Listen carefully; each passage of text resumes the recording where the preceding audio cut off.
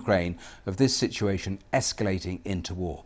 Let's talk now to Olga Tokariuk, a journalist and specialist from the Centre for European Policy Analysis, who is based there in Ukraine. Olga, welcome here to the programme. We have reported that some embassies are beginning to withdraw staff. Does it begin to feel where you are that people are trying to get out whilst they can? Well, it doesn't feel like that yet, but of course the fact that today the US started to withdraw its staff and part of the UK embassy also said it will be leaving, that of course sends a worrying signal, a discouraging signal to Ukrainians who are now pondering what to do. Should they stay or should they go? When I speak to people, and I spoke to quite some today in Kyiv and also in Kharkiv in eastern Ukraine, there are people who say they already packed a go bag with all the necessary items such as documents, essentials, some water, some cash, in order to be able to leave at a short notice.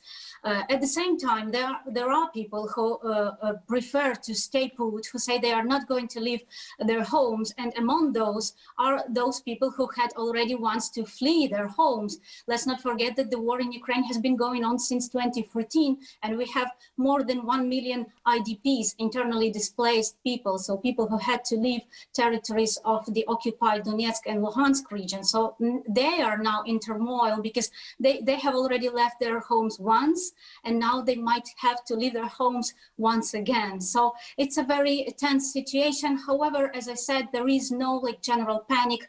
People try to stay calm because they also understand that this is a war of nerves and it can go on and on for a long time.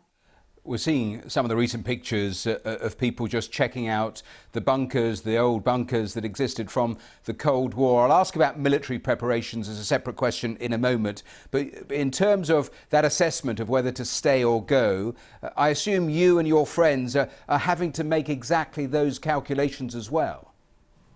Yes, exactly. Well, I met some of my friends. We organized, on the weekend, a reunion just to get distracted somehow from this news and try to continue to live a normal life, to have meetings, to have fun, and just to leave. And we, of course, we discussed what should we do, because some of them have children. I have a child. And of course, we are worried for the safety of our children. And as women, we are also worried for our safety because, well, war is a very dangerous thing. Sure. for women, especially if there is a foreign occupation.